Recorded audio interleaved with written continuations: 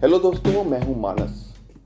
सत्यजीत रे का जब भी ख्याल आता है मन में तो बहुत सारी फिल्मों के नाम आते हैं, जैसे पाथेर पांचली, अपूर संसार, अपराजितो, प्रतिद्वंदी, गुपी गायन बागा बायन, महानगर, नायक, शतरंज के खिलाड़ी और न जाने कितनी और भी बेहतरीन फिल्में। 40 साल के अपने करियर में तकरीबन 36 फिल्में बनाई इन्होंने, जिसमें कई सारी फीचर फिल्म्स, शॉर्ट फिल्म्स और डॉक्यूमेंट्रीज भी थी।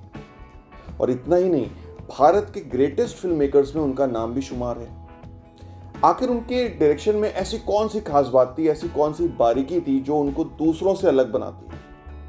आज हम जानते हैं इस वीडियो के दूसरी ओर कैसे सत्यजीत रे ने अपनी फिल्मों में डायरेक्शन को ध्यान में रखते हुए कुछ बारीकियों पे काम किया और कैसे हम मानते हैं उनको एक विजनरी।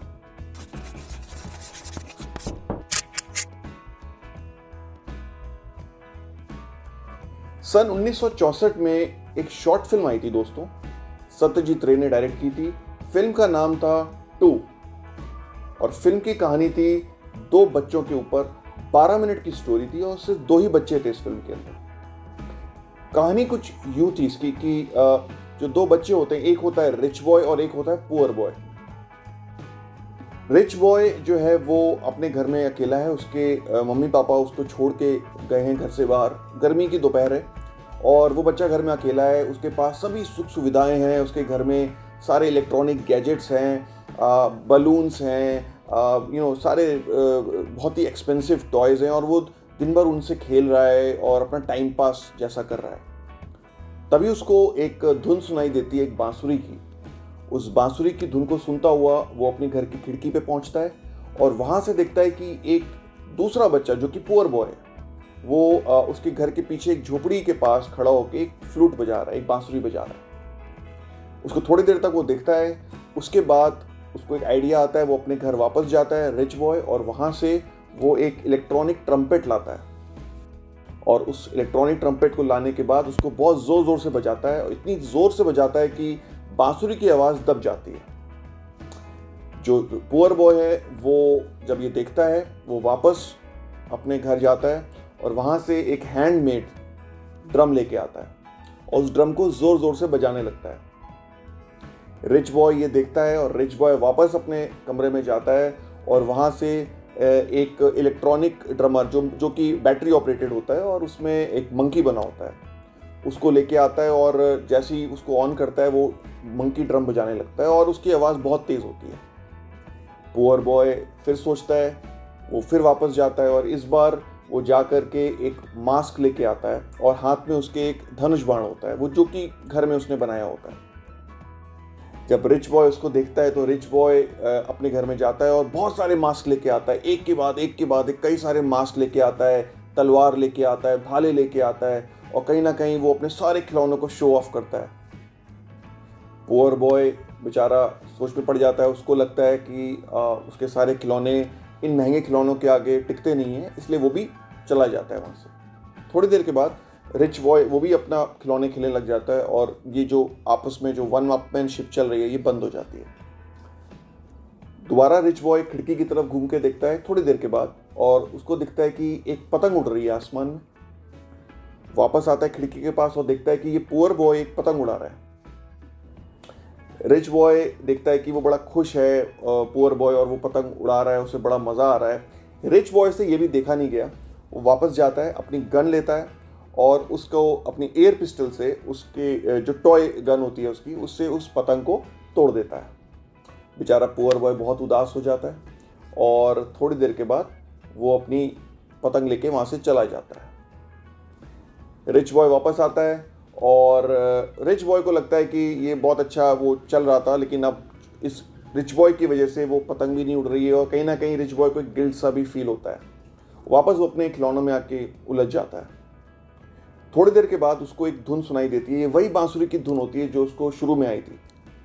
वो वापस से खिड़की की तरफ देखता है और इस बार वो वहीं बैठा रहता है और खिड़की के बाहर देखते हुए वो थोड़ा उदास हो जाता है, थोड़ा सा कुछ सोच में पड़ जाता है और हम देखते हैं कि उसका जो रोबोट है वो जिससे वो थोड़ी देर पहले खेल रहा था वो चलता हुआ जाता है और एक जो टावर वो बना रहा था उससे जाके वो रोबोट टकरा जाता है और टावर नीचे गिर जाता है। फिल्म यहीं पे ख़त्म हो जाती है। देखने वालों के लिए दोस्तों ये बहुत ही साधारण फिल्म है। जो लोग उन्होंने देखी इस फिल्म को वो उन्होंने ये बताया कि basically it's a story about two boys and वो लोग आपस में वन अपमैनशिप है, दोनों में श्रेष्ठता साबित करने की होड़ सी लगी हुई है, और जिसमें अंत में रिच बॉय जो है वो डोमिनेट कर देता है और पुअर बॉय बेचारा अपनी फ्लूट बजाने लग जाता है और कहानी वहीं पे ख़त्म हो जाती है। ये तो रही जो फिल्म में हमने देखा, लेकिन इसके अलावा उस फिल्म में और क्या क्या बातें छुपी थी इसके बारे में अब हम बात करते हैं। अब हम बात करते हैं इस फिल्म की विजुअल डिटेलिंग के बारे में।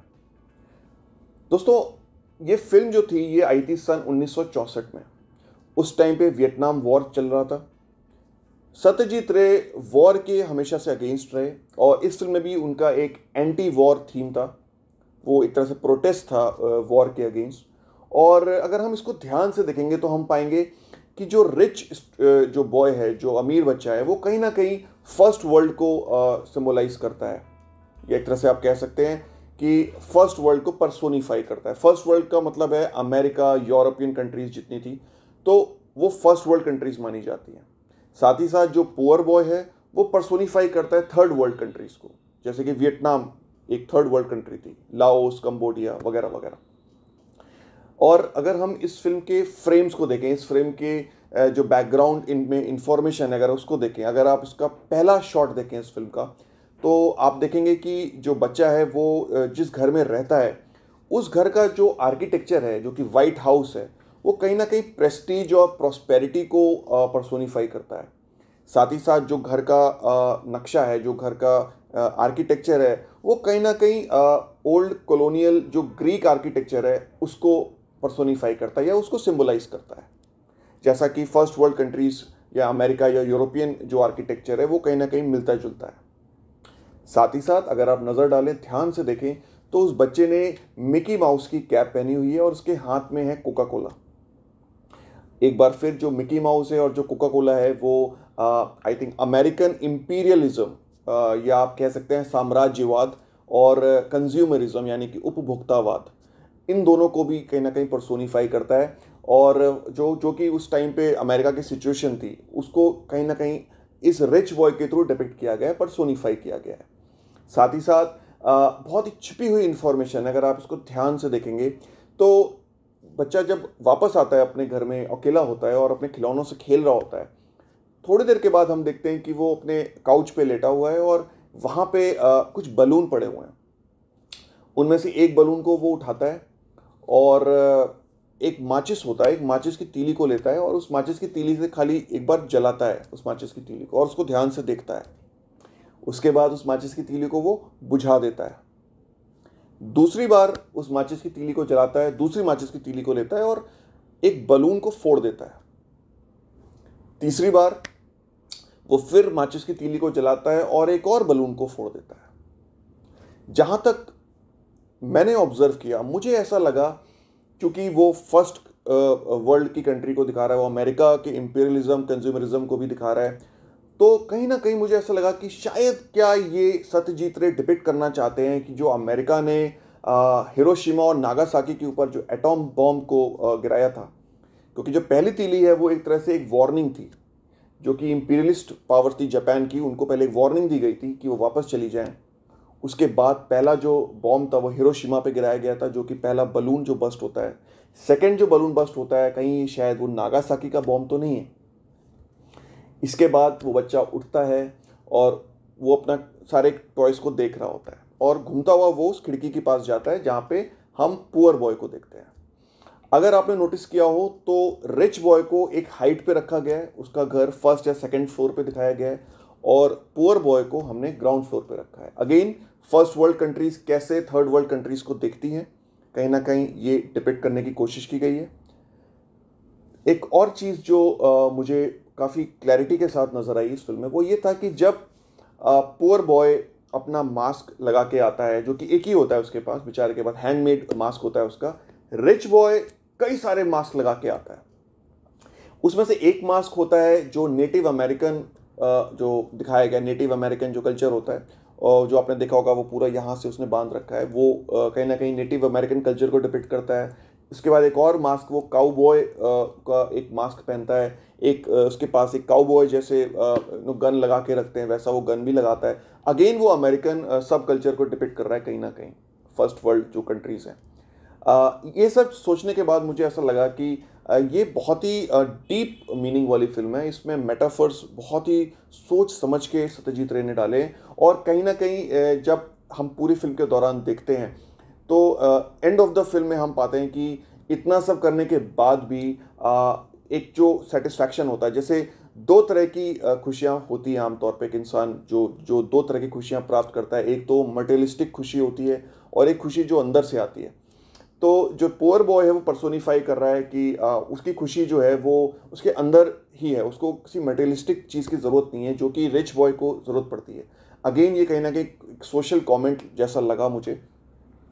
साथ ही साथ अगर आप देखें तो जितना भी हमने देखा कि जैसे जो इलेक्ट्रॉनिक गैजेट्स थे, इलेक्ट्रॉनिक गन्स थी, या जितने भी रोबोट्स थे और जितने भी इस तरह की चीज़ें दिखाई गई, वो अगेन फर्स्ट वर्ल्ड कंट्रीज़ को डिपिक्ट कर रहा है। यहाँ पर जितना भी पुअर बॉय यूज़ कर रहा है वो सारा हैंडमेड टॉयज़ हैं, उसके खुद के बनाए हुए टॉयज़ हैं। कोई भी उसमें ऐसी कोई लेटेस्ट कोई टेक्नोलॉजी नहीं है, कोई गैजेट नहीं है।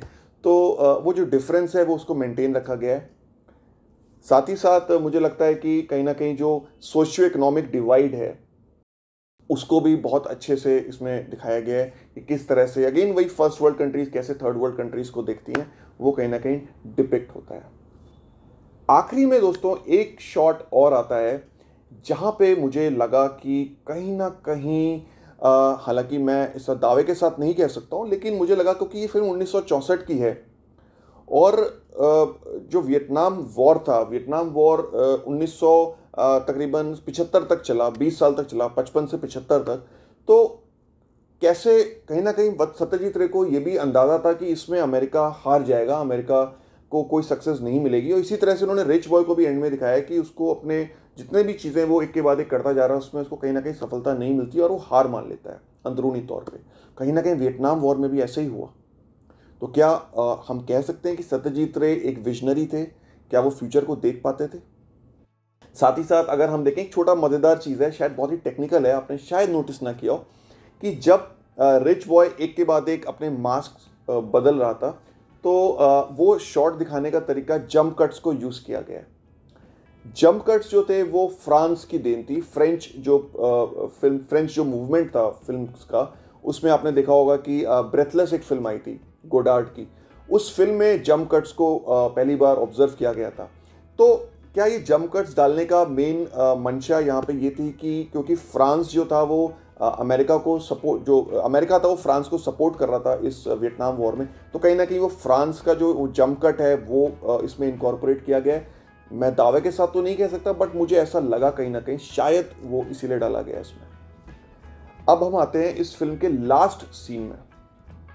फिल्म का जो लास्ट सीन है दोस्तों, उसमें हम देखते हैं कि जब थक हार कर रिच बॉय अपने घर में बैठा है उदास, तो उसका जो रोबोट है वो जा करके जो टॉल टावर है उससे टकरा जाता है और जो टावर है वो गिर जाता है। यानी कि एक मशीन एक टावर से टकरा जाती है और टावर गिर जाता है। ये फिल्म है 1964 की। इसके तकरीबन 37 साल के बाद अमेरिका में एक बहुत बड़ी घटना हुई थी, उसमें भी कुछ ऐसे ही हुआ था। यानी कि एक मशीन एक टावर से टकराई थी। कुछ याद आया? मैं दावे के साथ नहीं कह सकता, लेकिन कहीं ना कहीं जो एंड में दिखाया गया है वो हम 37 साल के बाद होते हुए भी देखते हैं। 9/11 की अगर मैं बात करूँ तो क्या मैं कह सकता हूँ कि सत्यजीत रे विजनरी थे? क्या वो फ्यूचर देख सकते थे? क्या उनके डायरेक्शन में सिर्फ एक नॉर्मल डायरेक्टर नहीं छिपाता उनके अंदर एक फोर्स ही कर देने वाला या फार साइटेडनेस थी, दूर का देख लेते थे वो? शायद इसको हम मान भी सकते हैं या शायद ना भी माने। खैर जो भी हो, उम्मीद करता हूँ आपको ये वीडियो पसंद आया होगा। इस फिल्म को आप ज़रूर देखें। ये फिल्म YouTube पे अवेलेबल है और जितनी बार भी मैं इस फिल्म को देखता हूँ मुझे कुछ ना कुछ नया मिलता है। हो सकता है आपको भी कुछ नया मिले इसमें। अगर आपको कुछ नया मिलता है तो आप हमारे कमेंट सेक्शन में हमें भी बता सकते हैं। साथ ही साथ हमारे इस YouTube चैनल को सब्सक्राइब ज़रूर करें ताकि हमारी बात, हमारे मैसेजेस, हमारे जो भी हम बताते हैं फिल्म से रिलेटेड, वो ज़्यादा से ज़्यादा लोगों तक पहुँच पाए और हमारे जितने भी वीडियोस हैं उनमें आपको कोई भी इशू लगता है या आपका कोई भी सुझाव है तो आप हमें ज़रूर से कमेंट कर सकते हैं। चल देखते रहिए हमारा ये स्पेस अगले और भी वीडियोस के लिए। मिलेंगे ऐसे ही एक और अनोखे वीडियो के साथ जल्दी। Till then bye.